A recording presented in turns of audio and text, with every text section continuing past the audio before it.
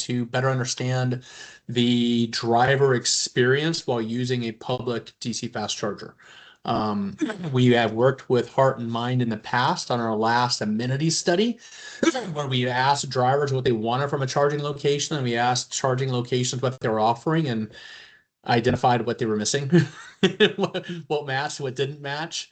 So we have a pretty good idea of what people want from the facility. Now we really want to better understand their experience while they are at the charger, from their payment terminal, from their charging experience, from the plugging experience, from the charger itself, from the immediate vicinity, and get some real-time feelings from them. So we're going to go ahead with Heart and Mind again, and this call is to really help our team at Heart and Mind share with you their initial thought on the direction this project will go, and then get your feedback. This is not the only time we'll convene the task group and the steering committee.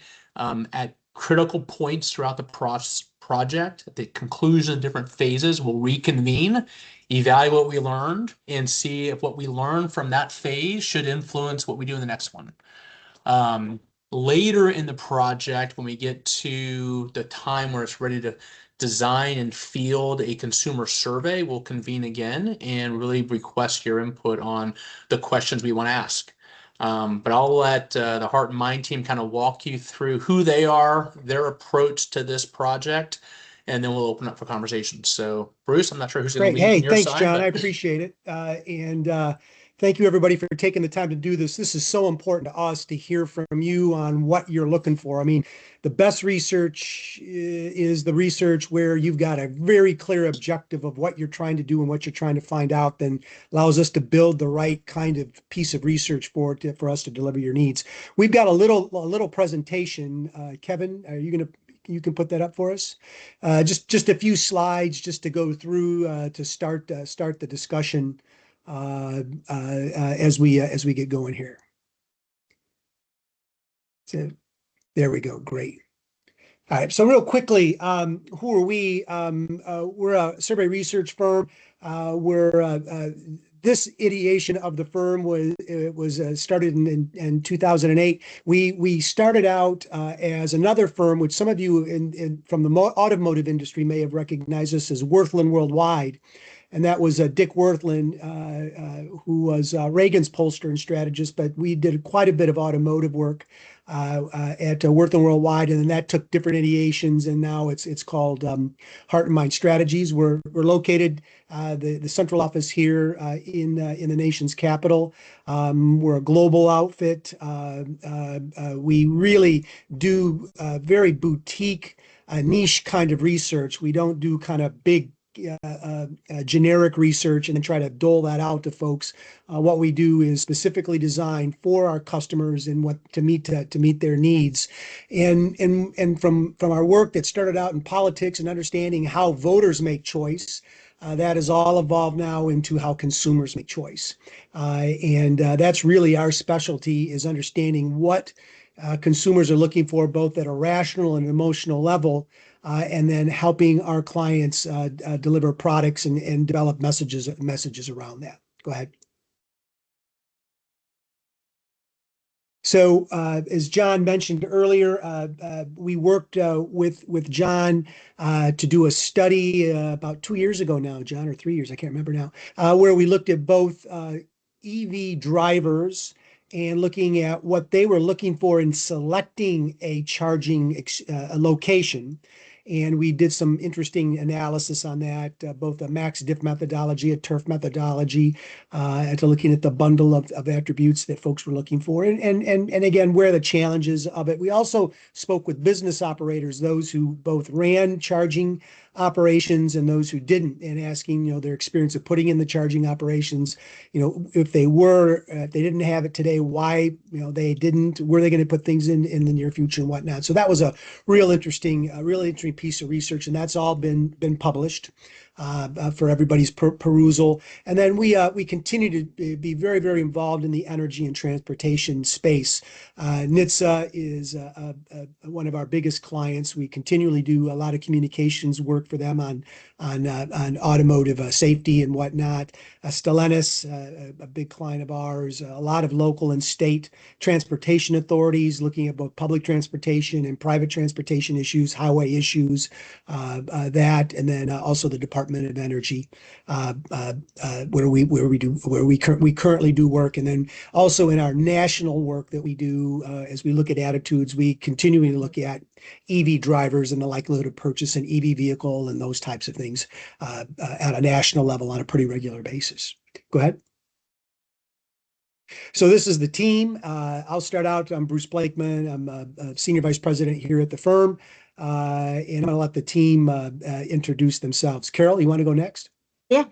Yep. Good to be with you all. Carol Gestalter. I lead our practices across the organization, based here in the suburb of Toledo, of the Detroit suburb is what we like to call it. So very close to a lot of the automotive manufacturers that I've worked with for a number of years on brand and product research, and really happy to team with Bruce on this one. I think we bring a unique approach, and really looking forward to getting your feedback on the journey approach. As you know, as John said, really trying to understand it, experience in the moment of that charge. So looking forward to that. I'll introduce Jim because he was not able to make the call, but Jim is our right arm in our team in terms of our head of insights and strategy. So really leading on that research design, development of those guides, and really working with the team on distilling what did the data really mean, and how do they inform some of the strategic imperatives that we'll be sharing with you. And Kevin. Hey everybody, Kevin Boyle, Solutions Manager here with Heart and Mind Strategies, located in Reston, closely outside of our headquarters here in Virginia. I work closely with Jim on the execution, so keeping the trains running on time. So looking forward to getting this project off the ground.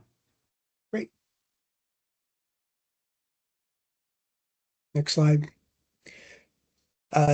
So as John said, from several conversations with him, and this is really our understanding of what the objectives are as we move forward in this. And again, this is kind of giving you back of what we've heard and our understanding. This will all be changed and altered and edited, and that's one of the purposes of the phone call. But again, the idea of what decisions EV owners when selecting third-party quick charging stations, understanding the contextual factors, exploring unmet needs, and also pain points, challenges during the public charging experience, evaluate potential features, and that can both be, if somebody's got a hypothesis about something or an actual feature that exists today that we want to get some feedback on.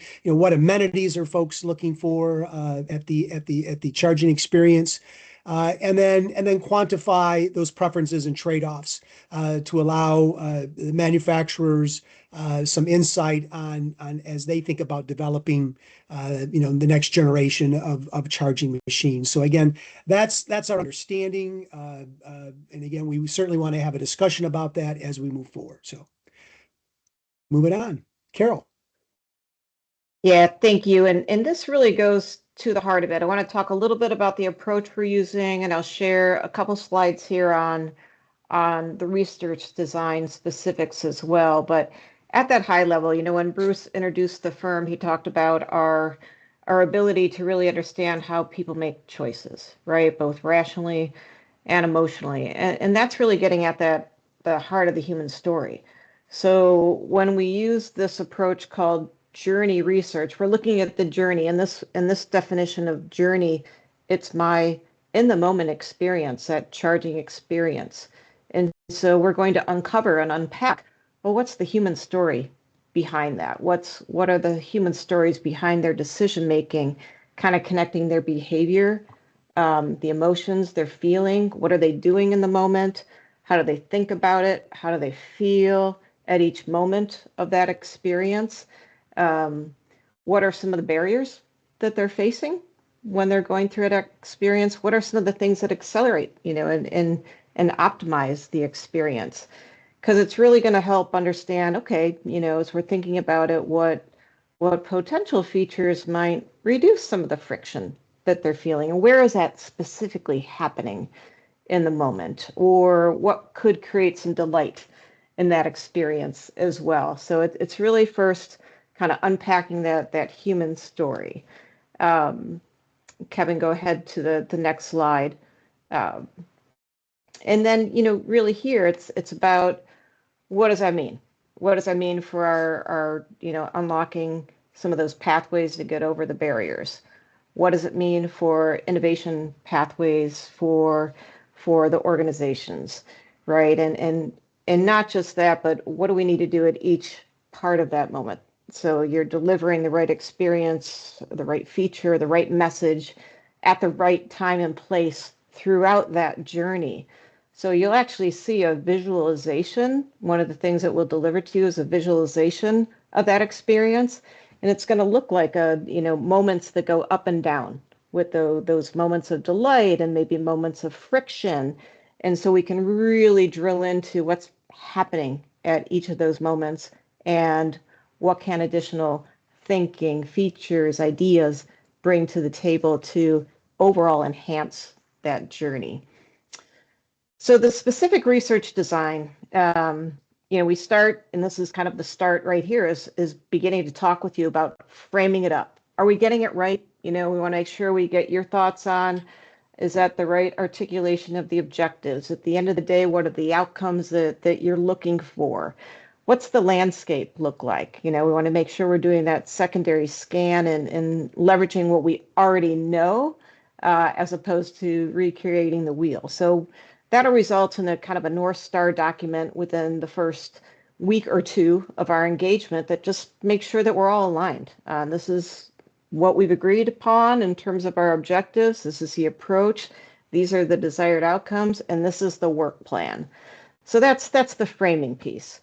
And then what we've outlined, the journey research is a qualitative research approach. We're going to be recruiting in, consumers, who are owning or leasing an EV. And as John and Bruce have identified, this is the folks right in the third-party quick charge experience. And there's two things we're going to do in this phase. One, everybody's going to participate. We're going to have 50 consumers participating in I call it a week-long discussion board. So that's an online group where people will be coming in and out. We're going to have posed questions each day. The first 2 days will really encapsulate a lot of that experiential side of the equation. We'll have a day off for consumers where we actually will regroup as a team and say, what did we learn over the first couple of days? What do we want to do on the next day? So it's a very interactive approach. But on top of that, half of the folks, 25, they're going to engage in a mobile ethnography where they're going to be going, to that quick charge station. And we're going to be thinking about that in terms of a diary. What are they doing in each of those moments? What are they thinking? How are they feeling? What are those barriers? What are those accelerators? They'll be answering questions for us, as well as we'll have some visual, taking, photos or video as well. So both of those pieces go into that qualitative understanding of the journey. And then we'll be delivering that insight report with that visual mapping, as I mentioned, of the journey experience. The next step, and this one's optional before we get into the quantitative validation.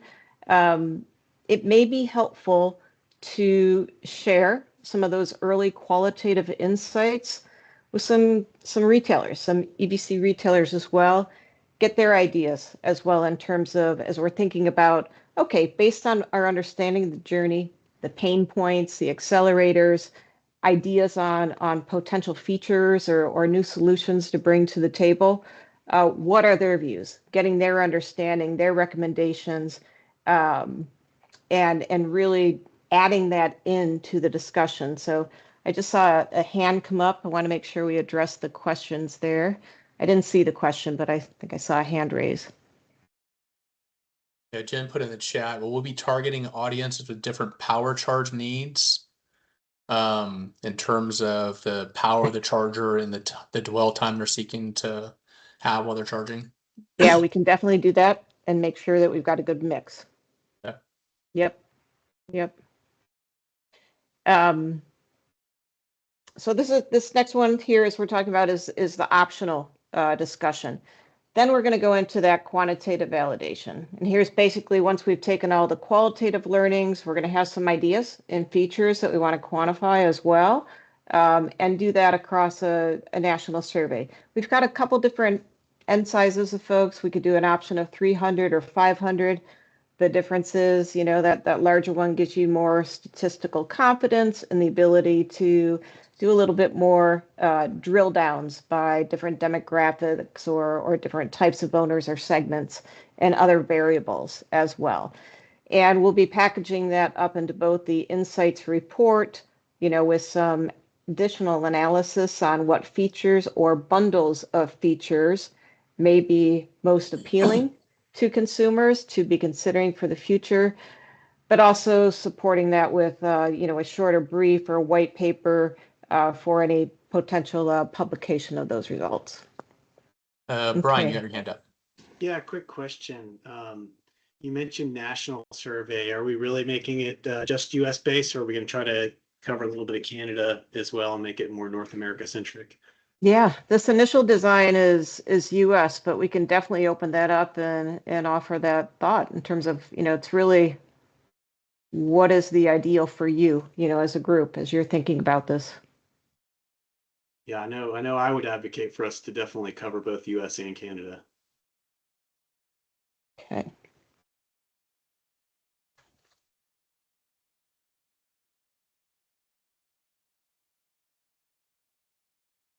To Jen's original question, going back to the qualitative section, opening up to the call, as we're going to select 50 participants, is it important for us to identify certain selection criteria that should be applied to those 50 participants to make sure that we have a diverse sample set that's representative? So whether it be demographic of the individual, where they live, what type of Mix of EV they vehicle. drive, Mm-hmm. because clearly if they're all driving Teslas, it's a completely different experience Nope. than any other. So open up to the task group. Any specific criteria that you think should be included in the selection of those 50 participants?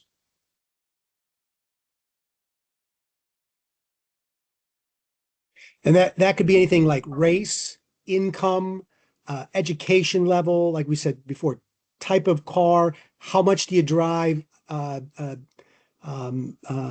often you charge up. I mean, you know, again, you know, we can screen for all these type of criteria, but we Yeah. need to know them going into the screening process.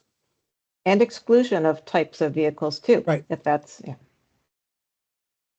Well, then the other thing is national makeup or realistic where EV chargers are. 25% of chargers are in California, so should 25% of the audience be from California? Roughly. Because it'll basically fall out that way anyways. Yeah, and no one from North Dakota. Right. I mean, I think there's value to do that. I mean, it reminds me, John, of the old ARB days when we're getting vapor recovery certifications and you had to do the 200 car test and you had to have a variety of different model years and types of vehicles. But there's a reason why they did, because it shaped the group, you know, to get the maximum impact of what we were doing. Yeah. I think all these types of variables you're referring to are going to make for a better survey by, you know, could be having more of that rich data. So again, I it see would go back some to, stuff's you know, coming up in the chat for you, Bruce. Yeah.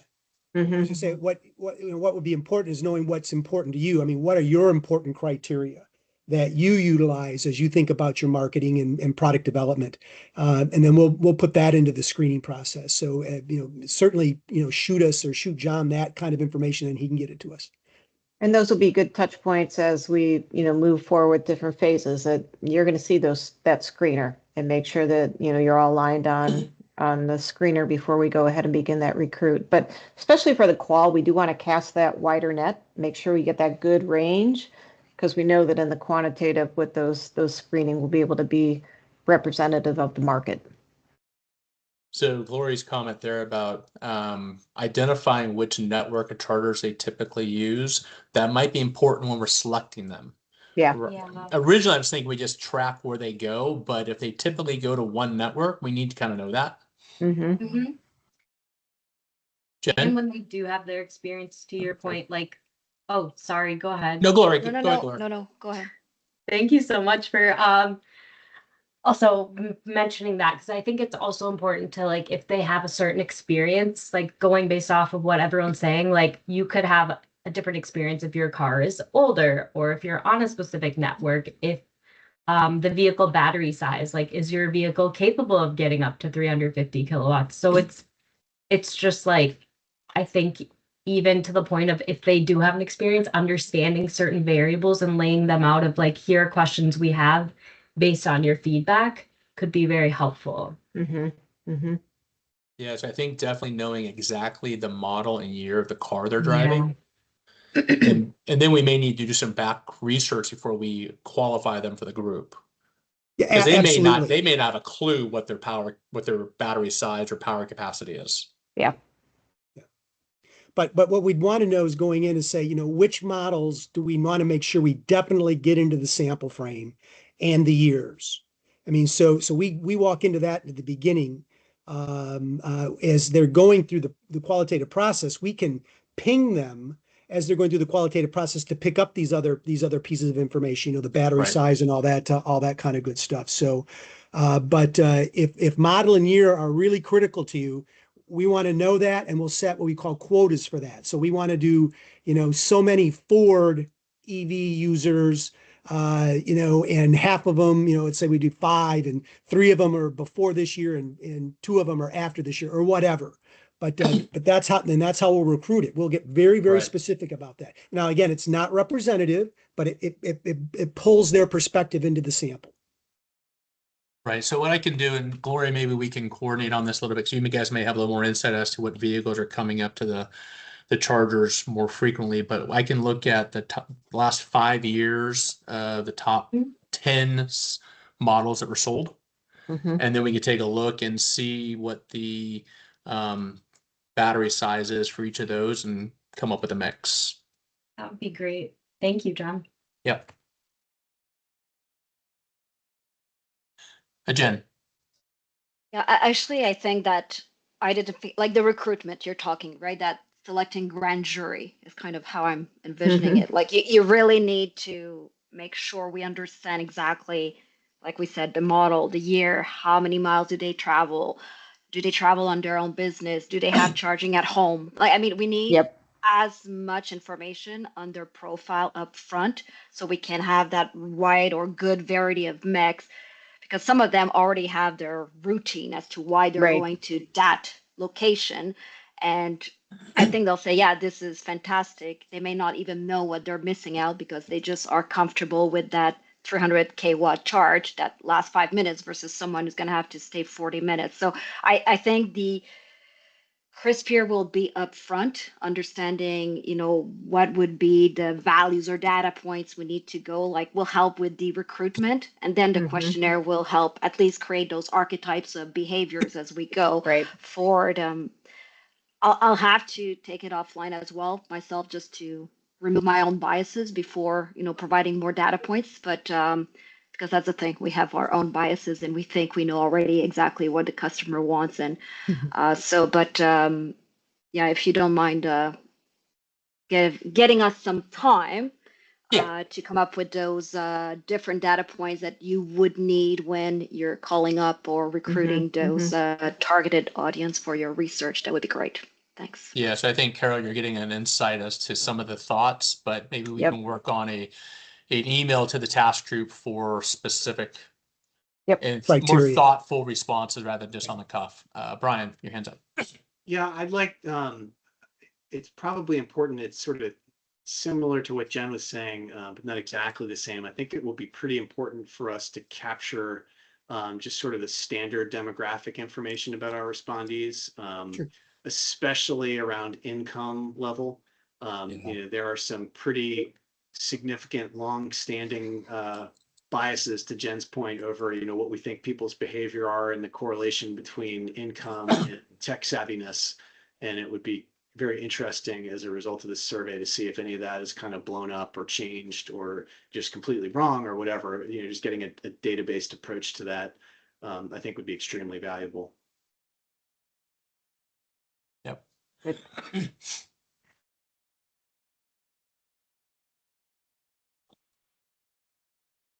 All right. So now that I've hijacked the flow of your presentation, Carol, That's all right. That's what this is all about. That's what we wanted. I don't know, John. Bruce told us that you would all be really shy, so no, just kidding. A little bit of No, misinformation. keep it coming. It's a lot to digest, you know, when you're just looking at the initial design here. So keep those thoughts coming as we crystallize, you know, really those criteria. We did want to lay out a tentative timeline as well. I think looking towards, you know, the summer, making sure that by August you're in a position if you would like to publish any of the results. So we kind of backed it up from there with each of the phases. So kind of these first couple of weeks, making sure we got our arms around that landscape, getting all these screening criteria really aligned together and providing that North Star document.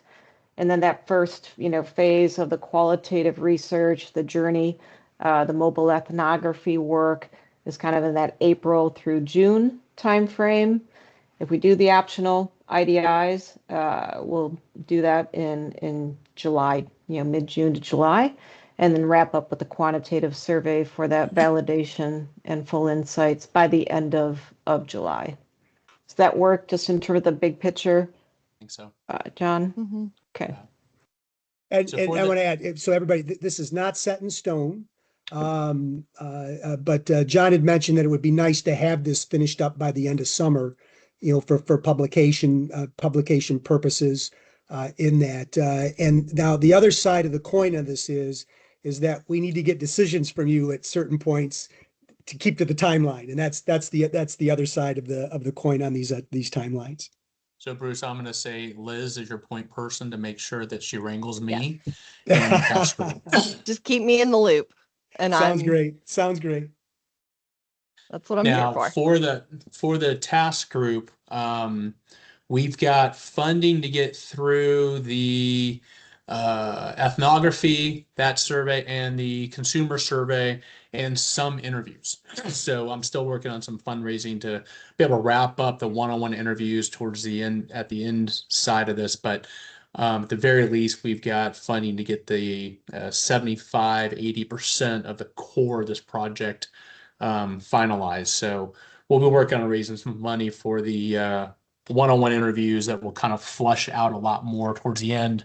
But we have some time to raise that. So we'll be working on that throughout the process. But for those who have already supported it, thank you, because it is giving us the ammunition to get the core of this project up and running and done. Jen? And actually, to that point, do you think, based on Brian's comment on getting data for Canada, do you think we need to extend our funding search even more? I'm just calibrating. Okay, Yep. just so we know, because I think I appreciate it. Thank you for wanting us in the loop or in the mix. But we're not coming cheap. We exchange rate wise, we need to increase the fund. No, it's just that the sample would need to be increased, and I think that puts pressure on the budget right now. Okay. Yeah, I mean, we'd want to have enough interviews within Canada to look at it to say this makes sense. I mean, you don't do like 5, you know, so again, we have to, you know, it would affect the budget. Yes. So yeah, Jen, we will extend the solicitation round to our Canadian colleagues.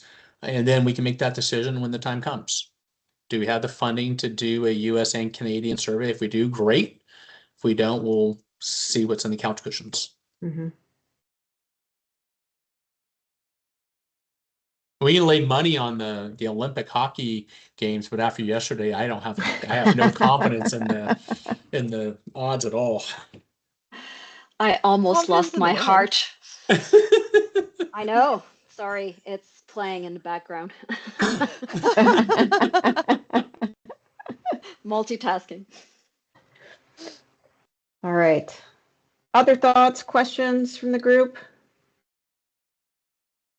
I think the next phase for us as a task group is we'll put together a request for written input on the criteria for selecting those 50 participants and then Great. get them back to you guys, and we'll go from there. And then sounds once good. that's done, we'll reconvene and see what the next stage needs to be and what input you need from the task group. Great. And we can, Bruce and Kevin, we can get together and kind of put together some estimates on the Canadian edition. Right. Yeah. Cool. Super. Any other questions or comments from the task group? All right. Well, thanks everybody for your participation and your input. We will be back to you guys here early next week with a request for additional criteria that we want to apply to our recruitment phase. Right. Perfect. Cool. Outstanding. Thank you. All right. Thanks everybody. Thanks, Have a great everybody. afternoon. Thank you. Appreciate it. Everybody. Take care. Today. Bye-bye. Speak soon. Bye-bye.